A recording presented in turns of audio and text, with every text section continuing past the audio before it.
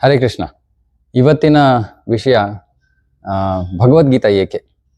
ಈಗ ಈ ವಿಷಯವನ್ನು ಚರ್ಚೆ ಮಾಡೋಕ್ಕಿಂತ ಮುಂಚೆ ಒಂದು ಚಿಕ್ಕ ಪ್ರಶ್ನೆ ಆದರೆ ಬಹಳ ಮುಖ್ಯವಾದ ಪ್ರಶ್ನೆ. ಏನಂದರೆ, ಜೀವನದ ಗುರಿ ಏನು? ನೀವು ಏನು ಸಾಧಿಸೋಕ್ಕೆ ಎಲ್ಲರೂ ಇಷ್ಟು ಕಷ್ಟಪಡ್ತಾರೆ? ಹಲವಾರು ಉತ್ತರಗಳಿರ್ಬೋದು, ಆದರೆ ಒಂದು ಉತ್ತರ ನೀವು ಎಲ್ಲಿ ಹೋದ್ರೂ ಕೂಡ ಇದು ಒಂದೇ ಉತ್ತರ ಸಿಗೋದು. ಏನು ಅಂದರೆ ಸಂತೋಷ. ಎಲ್ಲರಿಗೂ ಬೇಕಾಗಿರೋದು ಸಂತೋಷ, ನಿಜವಾದ ಸಂತೋಷ. ಇವಾಗ ನಾವು ಸಂತೋಷನ ಹೇಗೆ ಪಡೆಯೋಕ್ಕೆ ಪ್ರಯತ್ನ ಮಾಡ್ತಾ ಇದೀವಿ? ಬಟ್ಟೆ ಖರೀದಿಸ್ತೀವಿ, ಎಲ್ಲೋ ಬೇರೆ ಜಾಗಗಳನ್ನು ನೋಡೋಕ್ಕೆ ಹೋಗ್ತೀವಿ, ಅಥವಾ ಮಾಲ್ಗಳಿಗೆ ಹೋಗ್ತೀವಿ, ಊಟ ಮಾಡೋಕ್ಕೆ ರೆಸ್ಟೋರೆಂಟ್ಗೆ ಹೋಗ್ತೀವಿ, ಧೂಮಪಾನ ಮಾಡ್ತಾರೆ ಜನ, ಮದ್ಯಪಾನ. ಇದರಿಂದ ನಮಗೆ ಸಂತೋಷ ಸಿಗುತ್ತೆ ಅಂತ ನಾವು ಅಂದ್ಕೊಂಡಿದ್ದೀವಿ. ಅರೆ, ನಿಜವಾಗ್ಲೂ ನಮಗೆ ಸಂತೋಷ ಸಿಗ್ತಾ ಇದೆಯಾ? ಇಲ್ಲ. ಈ ಚಟುವಟಿಕೆಗಳಿಂದ ನಮಗೆ ಸ್ವಲ್ಪ ಸಂತೋಷ ಸಿಗ್ತಾ ಇದೆ, ಆದರೆ ಅದು ನಿಜವಾದ ಸಂತೋಷ ಅಲ್ಲ, ಮತ್ತೆ ಅದು ತಾತ್ಕಾಲಿಕವಾದ ಸಂತೋಷ. ಇದನ್ನ ನಾವು ತಿಳಿಬೇಕು. ಇವಾಗ ಒಂದು ಉದಾಹರಣೆಯನ್ನು ತಗೋಬಹುದು ಇದನ್ನ ಅರ್ಥ ಮಾಡ್ಕೊಳ್ಳೋಕೆ. ಇವಾಗ ಯಾರೋ ಮರುಭೂಮಿಯಲ್ಲಿದ್ದಾರೆ. ಮರುಭೂಮಿ ಅಂದ್ರೆ ಡೆಸರ್ಟ್ ನಲ್ಲಿ ಅವ್ರಿಗೆ ಬಾಯಾರಿಕೆ ಆಗ್ತಾ ಇದೆ, ಸಹಜ. ಇವಾಗ ಅವ್ರಿಗೆ ಬಾಯಾರಿಕೆ ಆಗ್ತಾ ಇದ್ದು ಅವ್ರಿಗೆ ಯಾರೋ ಬಂದು ಅವ್ರಿಗೆ ಒಂದು ಹನಿ ನೀರು ಕೊಡ್ತಾರೆ. ಅವರು ಆ ಬಾಯಾರಿಕೆ ಇಂಗುತ್ತೇನು? ಇಲ್ಲ. ಅದೇ ರೀತಿ ನಾವು ಈ ಎಲ್ಲ ಮಾರ್ಗಗಳಲ್ಲಿ ಸಂತೋಷವನ್ನ ಪಡೆಯೋಕ್ಕೆ ಪ್ರಯತ್ನ ಮಾಡ್ತಾ ಇರೋದು ಆ ಮರುಭೂಮಿಯಲ್ಲಿ ಒಂದು ಹನಿ ನೀರು ಸಿಕ್ಕದಂಗೆ ನಮಗೆ ಅಷ್ಟೇ ಸಂತೋಷ ಸಿಗುತ್ತೆ. ಅದರಿಂದ ನಮಗೆ ತೃಪ್ತಿ ಆಗೋದಿಲ್ಲ. ಹಿಂದಿನಲ್ಲಿ ಒಂದು ಜಾಹೀರಾತು ಇತ್ತು, ಪೆಪ್ಸಿ ಜಾಹೀರಾತು, ದಿಲ್ ಮಾಂಗೆ ಮೋರ್. ಅಂದ್ರೆ ನಮ್ಮ ಹೃದಯ ನಮಗೆ ಇನ್ನು ಬೇಕು, ಹೆಚ್ಚು ಬೇಕು, ಇದು ಸಾಕಾಗಲ್ಲ. ಹಾಗಾಗಿ ಇವಾಗ ಒಂದು ವಿಷಯ, ಎಲ್ಲರಿಗೂ ಸಂತೋಷ ಬೇಕು, ಆದರೆ ವಾಸ್ತವ ಸತ್ಯ ಏನು? ನಾವು ಎಲ್ಲಿ ತಿರುಗಿ ನೋಡಿದ್ರು ಕೂಡ ನಾವೇನ್ ನೋಡ್ತೀವಿ? ಬರೀ ದುಃಖ. ಜನರು ಎಷ್ಟೊಂದು ದುಃಖದಲ್ಲಿದ್ದಾರೆ, ಎಷ್ಟೊಂದು ಕಷ್ಟಗಳನ್ನ ಅನುಭವಿಸ್ತಾ ಇದ್ದಾರೆ. ಹೆಚ್ಚಿನ ಜನರು ಒತ್ತಡ, ಉದ್ವೇಗದಲ್ಲಿರ್ತಾರೆ. ಅನೇಕರಿಗೆ BP, ಡಯಾಬಿಟೀಸ್ ಅಂತಹ ಕ್ರಾನಿಕ್ ಡಿಸೀಸ್ ಅಂತಾರೆ, ಅಂತಹ ರೋಗಗಳಿಂದ ಅವರು ಬಳಲ್ತಾ ಇದ್ದಾರೆ. ಪೋಷಕರಿಗೆ, ತಂದೆ ತಾಯಂದರಿಗೆ ಮಕ್ಕಳನ್ನ ಬೆಳೆಸೋದು ಕಷ್ಟ ಆಗಿದೆ ಈಗಿನ ಕಾಲದಲ್ಲಿ. ಯಾಕಂದ್ರೆ ಮಕ್ಕಳು ಹಠಮಾರಿಗಳು. ಏನೋ ಒಂದು ಬೇಕು ಅಂದ್ರೆ ಅವ್ರಿಗೆ ಬೇಕೇ ಬೇಕು. ಬೀದಿಯಲ್ಲೂ ಬೇಕಾದ್ರೆ ಮನೆ ಮಧ್ಯದಲ್ಲಿ ಕೂತ್ಕೊಂಡು ಅಳಕ್ ಶುರು ಮಾಡ್ಬಿಡ್ತಾರೆ. ತಂದೆ ತಾಯಂದ್ರು ನಾವು ಹೇಳೋ ಮಾತು ಅವರು ಕೇಳೋದಿಲ್ಲ. ಗಂಡ ಹೆಂಡತಿಯರ ನಡುವೆ ಸಂಬಂಧಗಳು ಬಹಳ ಕಠಿಣವಾಗ್ತಾ ಇವೆ. ಮತ್ತೆ ಯುವಕರು ಅವರು ಬೇರೆ ಬೇಡದೇ ಇರುವಂತಹ ವ್ಯಸನಗಳಲ್ಲಿ ಸಿಕ್ಕಾಕೊಂಡಿದ್ದಾರೆ. ಹಿರಿಯರನ್ನ ಗೌರವಿಸೋದಿಲ್ಲ, ಕೆಟ್ಟ ಸಹವಾಸವನ್ನು ಮಾಡ್ತಾರೆ, ಇತ್ಯಾದಿ ಅಲ್ವಾ? ಸೊ ನಾವು ಎಲ್ಲಿ ನೋಡಿದ್ರು ನಿಜವಾಗ್ಲೂ ಜನರು ಸಂತೋಷವಾಗಿ ಇಲ್ಲ. ಆದ್ರೆ ಬೇಕಾಗಿರೋದು ಸಂತೋಷ. ಸೊ ಹಾಗಾಗಿ ಇದಕ್ಕೆ ಮಾರ್ಗ ಏನು? ಮಾರ್ಗಕ್ಕಿಂತ ಮುಂಚೆ ಇದಕ್ಕೆ ಹಲವಾರು ಕಾರಣಗಳಿವೆ. ಆ ಕಾರಣಗಳಲ್ಲಿ 2 ಪ್ರಮುಖ ಕಾರಣಗಳು. ಯಾವುದು ಅಂದ್ರೆ, ಎಲ್ಲಕ್ಕೂ ಒಂದು, ನಮ್ಮ ಹೃದಯದಲ್ಲಿ ಇರುವಂತಹ, ನಾವು ಅದನ್ನ ಅನರ್ಥ ಅಂತ ಕರಿತೀವಿ, ಅಂದ್ರೆ ಬೇಡದೇ ಇರುವಂತ ವಿಷಯಗಳು ಹೃದಯದಲ್ಲಿ. ಅರಿಷಡ್ ವರ್ಗ ಅಂತೀವಿ ಇದಕ್ಕೆ. ಕಾಮ, ಕ್ರೋಧ, ಲೋಭ, ಮೋಹ, ಮದ, ಮಾತ್ಸರ್ಯ. ಕಾಮ ಅಂದ್ರೆ ಆಸೆ, ಕ್ರೋಧ ಅಂದ್ರೆ ಕ್ರೋಧ, ಲೋಭ ಅತಿಯಾದ ಆಸೆ. ಈ ರೀತಿ ಇವುಗಳಿಂದ ನಮ್ಮ ಮನಸ್ಸು ದುಃಖಕ್ಕೆ ಈಡಾಗುತ್ತೆ. 2ನೇದು, ನಮಗೆ ನಿಜವಾದ ಜ್ಞಾನ ಗೊತ್ತಿಲ್ಲ. ನಿಜವಾದ ಜ್ಞಾನ ಅಂದ್ರೆ ನಾನು ಯಾರು ಅನ್ನೋದ್ರಿಂದ ಪ್ರಾರಂಭವಾಗುತ್ತೆ. ಸೊ ಹಾಗಾಗಿ ನಮ್ಮ ಹೃದಯದಲ್ಲಿರೋ ಕಲ್ಮಶಗಳನ್ನ ತೆಗೆದಾಕ್ಬೇಕು, ನಿಜವಾದ ಜ್ಞಾನವನ್ನ ಪಡಿಬೇಕು. ಹೇಗೆ ಮಾಡೋದು? ಮಾರ್ಗ ಭಗವದ್ಗೀತೆ. ಅದಕ್ಕೆ ಭಗವದ್ಗೀತೆಯನ್ನ ಮ್ಯಾನ್ಯುಯಲ್, ಮನುಷ್ಯ ಜೀವನಕ್ಕೆ ಒಂದು ಮ್ಯಾನ್ಯುಯಲ್ ಅಂತಾರೆ. ಮ್ಯಾನ್ಯುಯಲ್ ಅಂದ್ರೆ ಏನು? ಇವಾಗ ಕೆಲವು ವರ್ಷಗಳ ಹಿಂದೆ ಹೋಗೋಣ.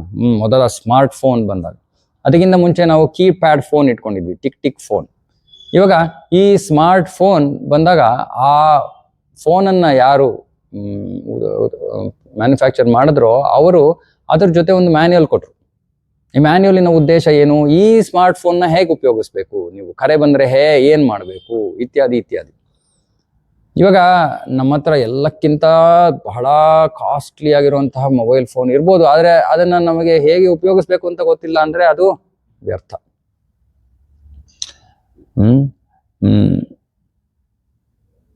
ಹಾಗಾಗಿ ಈ ನಮಗೆ ಭಗವದ್ಗೀತೆಯ ಮ್ಯಾನ್ಯುಯಲ್ ಬೇಕು. ಯಾಕಂದ್ರೆ ಕೃಷ್ಣ ಭಗವದ್ಗೀತೆಯಲ್ಲಿ ಒಂದು ಬಹಳ ಮುಖ್ಯವಾದ ಸತ್ಯವನ್ನ ಹೇಳ್ತಾನೆ. ಅದೇನು ಅಂದ್ರೆ, ನಾವು ಯಾರು? ನಾವು ಯಾರು ಅಂದ್ರೆ, ನಾನು ಈ ದೇಹ ಅಲ್ಲ, ನಾನು ಆತ್ಮ. ನಾನು ಈ ಆತ್ಮ. ನನಗೆ ಈ ದೇಹವನ್ನ ಒಂದು ವಾಹನ ಅಥವಾ ಒಂದು ಯಂತ್ರವಾಗಿ ಕೊಡಲಾಗಿದೆ. ಇವಾಗ ಈ ಯಂತ್ರವನ್ನ ನಾನು ಹೇಗೆ ಉಪಯೋಗಿಸ್ಬೇಕು ಅನ್ನೋದು ನನಗೆ ಗೊತ್ತಿರಲಿಲ್ಲ ಅಂದ್ರೆ ನನಗೆ ಸಂತೋಷ ಸಿಗಲ್ಲ. ಹೇಗೆ ಆ ಮೊಬೈಲ್ ಫೋನ್ ಇತ್ತು, ಆದರೆ ನನಗೆ ಅದನ್ನು ಉಪಯೋಗಿಸೋಕೆ ಗೊತ್ತಿಲ್ಲದೆ ನನಗೆ ವ್ಯರ್ಥವಾಗೋಯ್ತು. ಅದೇ ರೀತಿ ಈ ದೇಹ ಇದೆ, ಮನುಷ್ಯ ದೇಹ ವಿಶೇಷವಾಗಿ. ಈ ದೇಹವನ್ನ ನಾನು ಹೇಗೆ ಬಳಸಬೇಕು, ಯಾವ ಕಾರ್ಯಗಳಲ್ಲಿ ತೊಡಗಿಸ್ಬೇಕು ಅನ್ನೋದು ನನಗೆ ಗೊತ್ತಿಲ್ಲ ಅಂದ್ರೆ ನನಗೆ ಜೀವನದಲ್ಲಿ ಸಂತೋಷ ಸಿಗೋದಿಲ್ಲ. ಇದಕ್ಕೆ ಒಂದು ಚಿಕ್ಕ ಕತೆ. ಒಬ್ಬ ರಾಜ ಇರ್ತಾನೆ. ಆ ರಾಜ ಒಂದು ಪಂಜರವನ್ನ ತರ್ತಾನೆ. ಪಂಜರ ತಂದು ಪಂಜರದಲ್ಲಿ ಒಂದು ಬಹಳ ಅದ್ಭುತವಾದ ವಿರಳವಾದ ಒಂದು ಪುಟ್ಟ ಹಕ್ಕಿ, ಬಣ್ಣ ಬಣ್ಣದ ಹಕ್ಕಿ. ಸೊ ಅದನ್ನ ಆ ಪಂಜರವನ್ನು ತಂದು ತನ್ನ ಸೇವಕರಿಗೆ ಕೊಡ್ತಾನೆ. ಈ ಒಂದು ಪಂಜರವನ್ನ ನೀವು ಪಂಜರವನ್ನ ಅಂತ ಹೇಳಲ್ಲ, ಇದನ್ನ ನೀವು ಚೆನ್ನಾಗಿ ನೋಡ್ಕೊಳ್ಳಿ ಅಂತ. ಆದ್ರೆ ಆ ಸೇವಕರಿಗೆ ಏನ್ ಅರ್ಥ ಆಯ್ತು, ಈ ಪಂಜರವನ್ನ ಚೆನ್ನಾಗಿ ನೋಡ್ಕೊಳ್ಳಿ ಅಂತ ಅವರು ಅರ್ಥ ಮಾಡ್ಕೊಂಡು ಪ್ರತಿನಿತ್ಯ ಅವರು ಮಾರ್ಕೆಟ್ಗೆ ಹೋಗಿ ಎಲ್ಲಾ ತರ ವಸ್ತುಗಳನ್ನ ತಂದ್ರು. ಅದನ್ನ ದಿನಾ ಉಜ್ತಾ ಇದ್ದಾರೆ. ಸ್ವಲ್ಪ ದಿನಗಳಾದ್ಮೇಲೆ ರಾಜ ಬರ್ತಾನೆ. ಇವ್ರಿಗೆಲ್ಲ ಬಹಳ ಉತ್ಸಾಹ. ರಾಜ ಬರ್ತಾನೆ, ಇವಾಗ ನಾನು ಪಂಜರವನ್ನ ತರ್ತೀವಿ. ಪಂಜರ ನೋಡಿ ರಾಜನಿಗೆ ಬಹಳ ಸಂತೋಷ ಆಗುತ್ತೆ, ನಮ್ಗೆ ಏನಾದ್ರು ಬಹುಮಾನ ಕೊಡ್ತಾನೆ ಅಂತ ಯೋಚನೆ ಮಾಡಿ ಪಂಜರವನ್ನ ತರ್ತಾರೆ. ತಂದು ನೋಡಿದ್ರೆ ಆ ರಾಜನಿಗೆ ಪಂಜರವನ್ನ ನೋಡಿದ ತಕ್ಷಣ ಅವನಿಗೆ ಒಂದು ರೀತಿಯಲ್ಲಿ ದುಃಖ ಆಗತ್ತೆ. ಪ್ರಶ್ನೆ ಕೇಳ್ತಾನೆ, ಈ ಪಂಜರದಲ್ಲಿ ಇದ್ದಿದ್ದಂತಹ ಹಕ್ಕಿಯಲ್ಲಿ ಯಾವ ಹಕ್ಕಿ ಅಂತಾರೆ ಸೇವಕರು. ಅಂದ್ರೆ ಅವರ ಗಮನ ಸಂಪೂರ್ಣವಾಗಿ ಪಂಜರದ ಮೇಲಿದ್ದು ಅವ್ರ ಹಕ್ಕಿಯನ್ನು ಗಮನಿಸಲೇ ಇಲ್ಲ. ಹಕ್ಕಿ ಪಾಪ ಮೃತವಾಗಿ ಹೋಗಿತ್ತು. ಅವಾಗ ರಾಜ ಹೇಳ್ತಾನೆ, ಎಂಥ ಪೆದ್ರು ನೀವು, ಎಷ್ಟು ಸಮಯವನ್ನ ವ್ಯರ್ಥ ಮಾಡಿದ್ದೀರಾ. ಇಂತಹ 100 ಪಂಜರಗಳನ್ನ ತರ್ಬೋದು, ಆದ್ರೆ ಅಂತಹ ವಿರಳವಾದ ಪಕ್ಷಿ ಸಿಗೋದು ಬಹಳ ಕಠಿಣ. ಅಂದ್ರೆ ಇದರಿಂದ ನಾವೇನ್ ಅರ್ಥ ಮಾಡ್ಕೋಬಹುದು, ಈ ದೇಹ ಈ ಪಂಜರದಂತೆ, ಮತ್ತೆ ದೇಹದಲ್ಲಿ ಇರುವಂತಹ ನಾವು ಅಂದ್ರೆ ಆತ್ಮ ಇದು ಹಕ್ಕಿ. ಆ ಸೇವಕರು ಆ ಹಕ್ಕಿಯನ್ನ ನಿರ್ಲಕ್ಷಿಸ್ದಂಗೆ ನಾವು ನಮ್ಮ ಆತ್ಮವನ್ನ ನಿರ್ಲಕ್ಷಿಸ್ತಾ ಇದೀವಿ. ಸುಮ್ಮನೆ ಈ ದೇಹವನ್ನ ಒಳ್ಳೆಯ ಸುಸ್ಥಿತಿಯಲ್ಲಿ ಇಡೋದಕ್ಕೆ, ಅದನ್ನ ಆರಾಮದಾಯಕ ಸ್ಥಿತಿಯಲ್ಲಿ ಇಡೋದಕ್ಕೆ ನಾವು ಕಷ್ಟಪಟ್ಟು ಶ್ರಮಿಸ್ತಾ ಇದೀವಿ, ಹಗಲು ರಾತ್ರಿ. ಆದರೆ ಅದು ಸುಮ್ಮನೆ ಸಮಯ ವ್ಯರ್ಥತೆ. ಯಾಕಂದ್ರೆ ಈ ದೇಹ ಇವತ್ತಲ್ಲ ನಾಳೆ ನಾಶ ಆಗತ್ತೆ. ನಾವು ಕಾಳಜಿ ತೋರ್ಬೇಕಾಗಿರೋದು ಆ ಆತ್ಮಕ್ಕೆ, ದೇಹಕ್ಕೆ ಅಲ್ಲ. ಮತ್ತೆ ಇನ್ನೊಂದು ವಿಷಯ ಕೃಷ್ಣ ಭಗವದ್ಗೀತೆಯಲ್ಲಿ ಹೇಳ್ತಾನೆ, ಏನು ಅಂದ್ರೆ ಕರ್ಮ ಅಂದ್ರೆ ಒಳ್ಳೆಯ ಕರ್ಮ ಮಾಡಿದ್ರೆ ಅದಕ್ಕೆ ಪುಣ್ಯ ಅಂತ ಕರೀತಾರೆ. ಅದರಿಂದ ನಾವು ಸುಖವನ್ನ ಅನುಭವಿಸ್ತೀವಿ.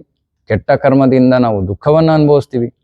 ಆದ್ರೆ ದುರದೃಷ್ಟವಶಾತ್ ನಮಗೆ ಈ ಒಂದು ಕಲಿಯುಗದಲ್ಲಿ ನಮಗೆ ಸರಿಯಾದು ತಪ್ಪಿಯಾದು, ಒಳ್ಳೆ ಕಾರ್ಯ ಯಾವುದು, ಕೆಟ್ಟ ಕಾರ್ಯ ಯಾವುದು ಗೊತ್ತಿಲ್ಲ.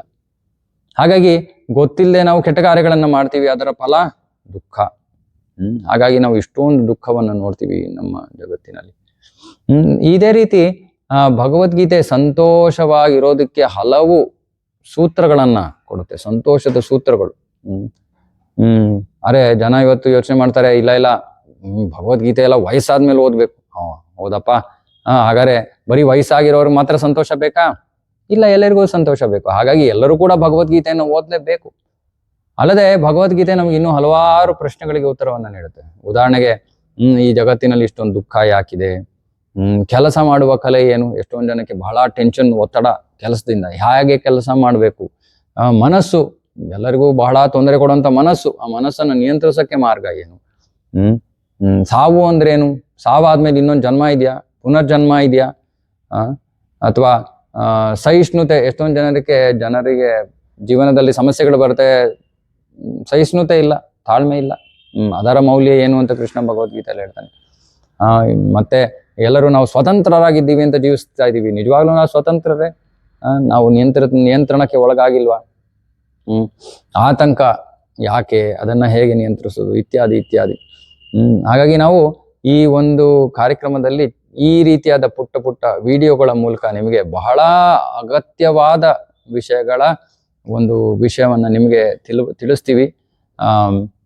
ಮತ್ತೆ ಅಲ್ಲದೆ ಮನಸ್ಸನ್ನು ನಿಯಂತ್ರಿಸುವ ಒಂದು ಬಹಳ ಪ್ರಬಲವಾದ ಒಂದು ವಿಧಾನವನ್ನು ಕೂಡ ನಿಮಗೆ ಕಲಿಸ್ಕೊಡ್ತೀವಿ. ಸೊ ಈ ರೀತಿ ನಾವು ಹಲವಾರು ವಿಷಯಗಳನ್ನು ನಿಮ್ಗೆ ತಿಳಿಸ್ತೀವಿ. ದಯವಿಟ್ಟು ಈ ವಿಡಿಯೋಗಳನ್ನು ನೋಡ್ಬಿಟ್ಟು ಬೇರೆಯವ್ರಿಗೂ ಕೂಡ ಅದನ್ನ ಕೊಡಿ, ಎಲ್ಲರಿಗೂ ಇದರಿಂದ ಲಾಭ ಸಿಗ್ಲಿ ಅಂತ ಹೇಳಿ ಈ ಒಂದು ವಿಷಯವನ್ನು ನಾವಿಲ್ಲಿ ಮುಗಿಸ್ತೀವಿ. ಹರೇ ಕೃಷ್ಣ.